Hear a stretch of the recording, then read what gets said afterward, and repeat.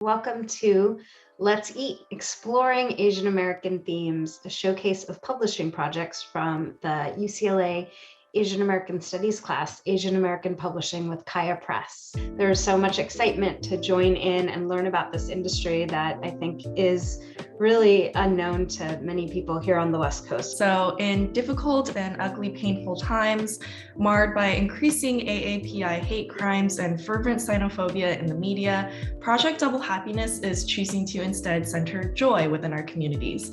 In this digital zine, we wanted to uplift the voices of Chinese American artists and provide them a space to celebrate and express their joy as members of the Sino diaspora. So we publish works that deal with loss and then the art that loss inspires.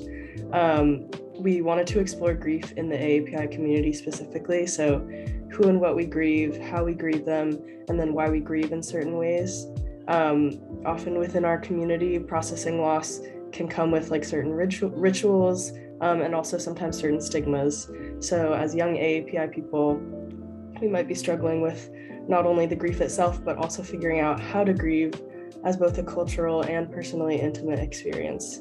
So for our zine, we decided to focus on AAPI college student love languages, and we wanted to focus on a topic that was heartwarming and more lighthearted because love can be interpreted and given in so many different ways, especially in the AAPI community. Culture can tie into it, and we've noticed that based on all of the submissions that we got over 50 submissions. Some range from only a couple words to multiple sentences, and we're gonna go ahead and show you guys a couple of our pages. So in this chapter of parental love, we decided to ask the students who filled out our survey what they think their parents' love languages were. And this Asian American Filipinx identifying 22-year-old noted multiple love languages, which were gift-giving, physical touch, and words of affirmation. And the quote that they provided us was, "My mom loves gifting me things with any material thing like clothes, sunglasses, bags, wallets, and food. She still loves to give me a kiss on the cheek and forehead no matter how old I get." And this poem was heavily inspired or dedicated to my father, whom I've been repairing my relationship with.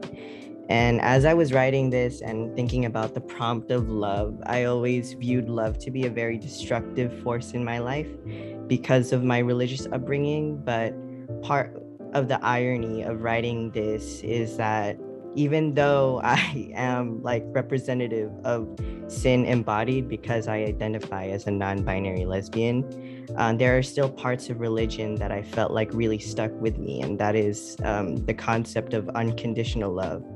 And I feel like as a lesbian, that's to me, the closest to unconditional love is to simply be myself. And I also found a way to forgive my father, someone who hasn't like really accepted my identity. Projects that had multiple languages, the way you talked about our identities, not only as Asian Americans, not only of our genders, but our interests, and also humor, and just really, really inspiring. You guys will continue to collaborate with each other, continue to think of each other when you are editors and agents and publishers and all of these things.